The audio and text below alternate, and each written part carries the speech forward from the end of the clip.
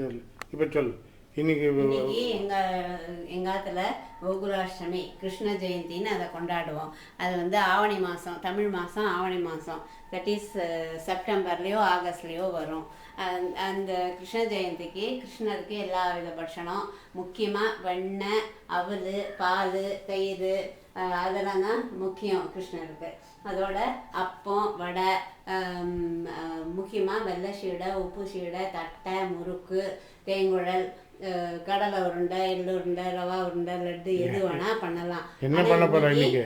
எங்காத்தில் வந்து வெள்ளை சீடை பண்ண போகிறேன், உப்பு சீடை பண்ண போகிறேன், அப்பம். இப்போ அப்பம் பண்ணுறதுக்கு எப்படி பண்ணுறதுன்னு பாருங்க.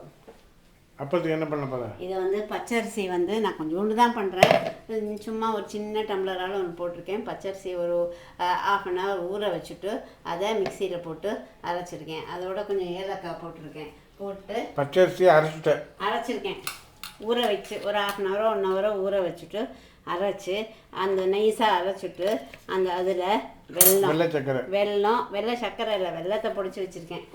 வெல்லத்தை போட்டு டைன் அடிக்கணையா, அந்த வெல்லம் கலையிறதுக்காக அடிக்கிறோம். ஒரே 1 நிமிஷம்தான்.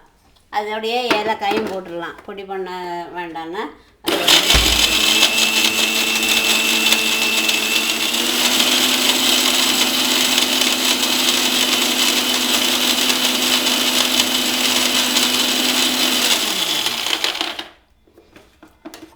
அந்த அரைச்சது வந்து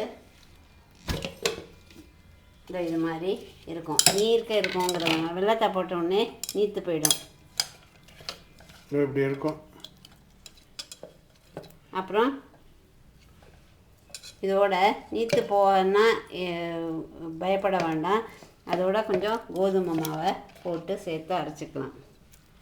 இப்போ சரியா இருக்கா இல்லையா? இது நீர்த்து தானே இருக்கு, இது எப்படி அப்பம் வார்க்க முடியும்? ஓ, அப்பத்துக்கு அது கோதுமை மாவை போடுங்க.